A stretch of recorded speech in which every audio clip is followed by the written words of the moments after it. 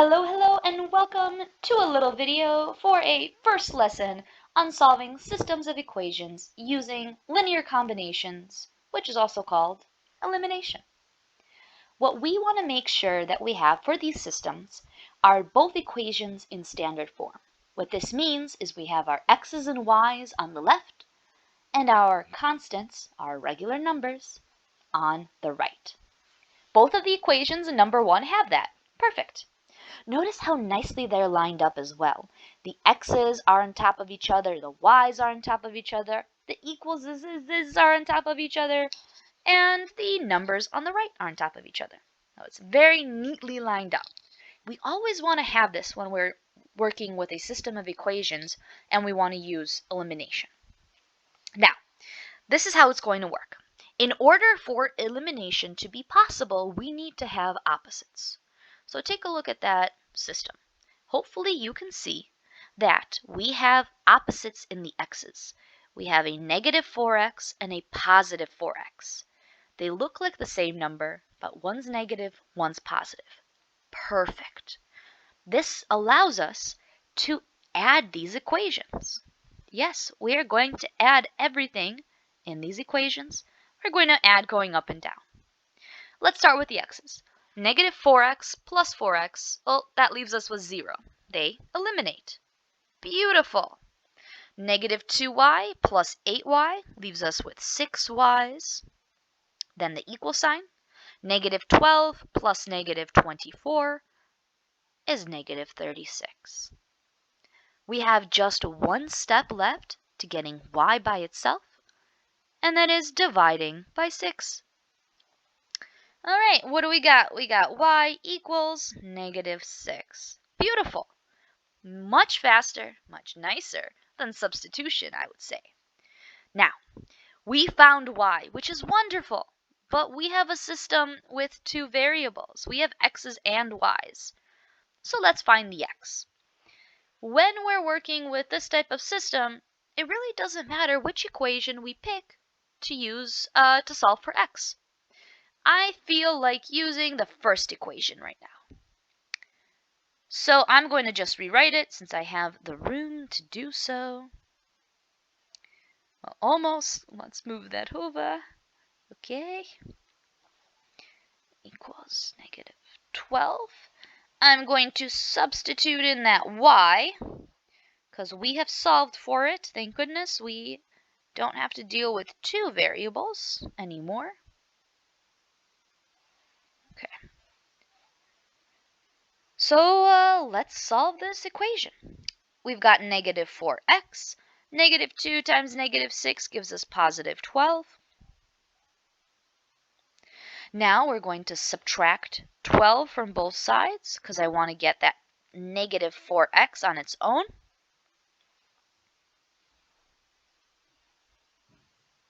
All right, so we are left with a negative 4x on the left and negative 24 on the right. And now it's time for the infamous last step. We're going to divide by negative 4 since that's the number that is attached to x. And we get our answer for x. Wonderful. X equals 6. And of course we need to write our answer the correct way. 6 comma negative 6 because this is our x. If it will write it, there we go. And this is our y.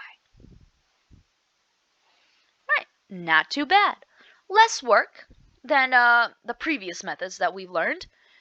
A little messy, but that's not too bad. Well, let's take a look at number 2. Number 2, does it have opposites and is it set up the right way? All right. First, let's check. I have x's and y's on the left and regular numbers on the right. Perfect. The x's are lined up, the y's are lined up, the equals are lined up, the numbers are lined up. Now let's look for opposites. Hopefully, you can see that we have opposites in the y's, a negative y and a positive y. Don't forget that there's actually an invisible 1 attached to those y's. So it's really negative 1y and positive 1y. And that's what makes them opposite. Since we have these opposites, let's add our equations. And we're going to be adding going up and down. X plus 2x leaves us with 3x's. The y's conveniently eliminate, that was the point. 11 plus 19 leaves us with 30. Now let's find x by dividing both sides by 3, since that's what was attached to the x, and we get a nice x equals 10.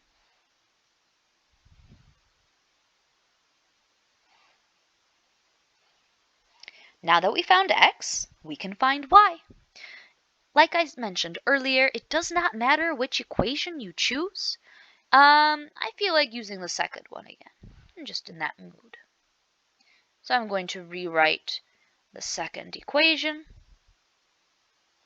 And I'm going to plug in the 10 that we got for x before I start solving. All right, let's do it. 2 times 10 gives us a 20. So we still have the plus y equals 19. Oh, how nice. We actually only have one step left. I'm trying to write that 9. It just doesn't want to. Come on. There we go. Oh my goodness. All right, we've got one last step here, and that is to subtract the 20. Let's do it. Okay, so we have y equals -1. Beautiful. Now that we have both of our variables, let's write our answer that proper way. 10, comma, -1. Fantastic. Let's move on to number 3. All right, let's check if it's set up properly and if there are opposites. First, let's see, do we have our x's and y's on the left? Yes. Numbers on the right? Yes. Are they lined up perfectly? X's on top of x's, y's on top of y's, equal signs on top of equal signs, and numbers on top of numbers. Indeed they are. Okay, let's look for opposites. I see the opposites in our x's. -6x and +6x. Awesome. Let's go ahead and add them all up. The x's eliminate. That was kind of the point. Fantastic. 5y's plus 4y's leaves us with 9y's equals -9. Okay. Last step to finding y by itself, and it's dividing by 9. Y equals -1. Fantastic! We're almost done. We got our y, so that's perfect. I've been choosing the second equation each time. Let's do the first one for this one. So we're left, I'm going to rewrite the first equation just so, it's not too messy. And I'm going to go ahead and plug in the y that we just found. Of course, give me a second to color code. All right, wonderful. We are dealing with an equation that only has one variable in it. Let's solve it. We got -6x. 5 times -1 is -5, and it equals 1. Now let's add 5 to both sides, because my mission is to get x by itself, and that's in the way. I'm left with -6x equals 6. Fantastic. And let's do our infamous last step, dividing by -6. X equals -1. So let's write our answer officially, -1, comma, -1. Well, the comma didn't appear. There we go. All right. So those 3 systems were all set up pretty nicely.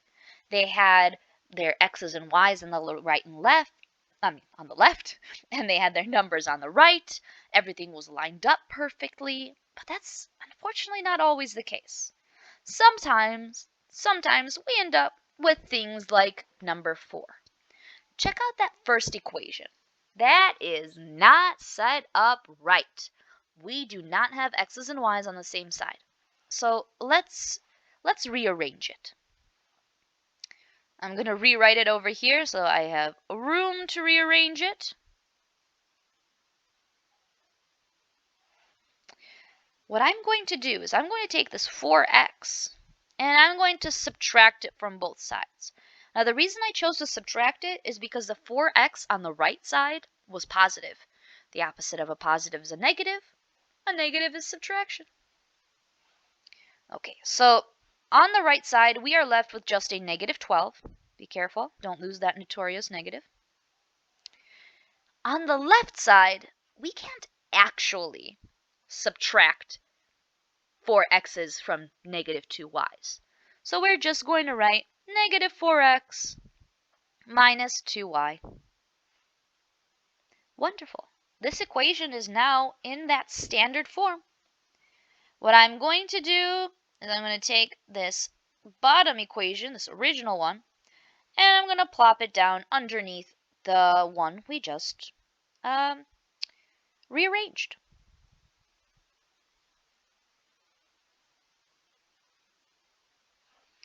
All right, they're in proper form, but do you see any opposites? I do. I see this negative 4x and positive 4x. Let's go ahead and add them. It's already ready. The x's cancel, they eliminate. That was the point. Success. Negative 2y plus 8y is 6y, and it equals negative 12 minus 24 is negative 36. And we're going to finish that up by dividing by 6. Y equals negative 6.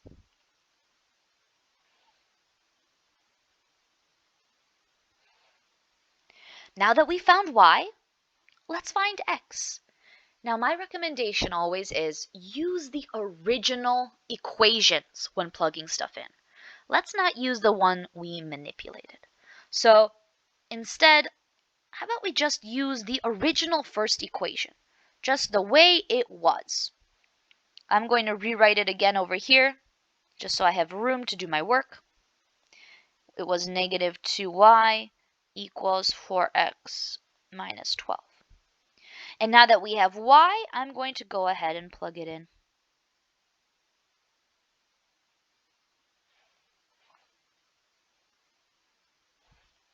All right, negative 2 times negative 6 is positive 12.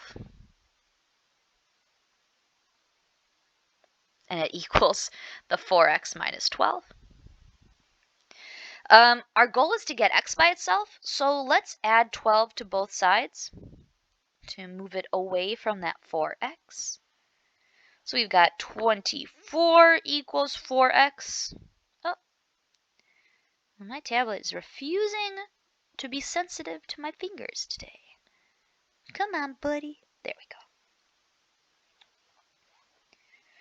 We've got one last step, our infamous last step. We're going to divide both sides by 4. And we get 6 equals x. So our final answer is 6 comma negative 6. If that looks familiar to you, it should. This is exactly the same problem as number 1. There was only one extra step, and that was we had to manipulate that first equation. So number 1, in case you don't believe me, there it is. Negative 4x minus 2y equals negative 12, and 4x plus 8y equals negative 24. So just one tiny extra step, and we still did much less work than we had to do when we were doing the substitution method. I hope this was helpful. If you have any questions, remember you can always come to me or your teachers and ask them about it. Have a wonderful rest of whatever day it is for you. Bye!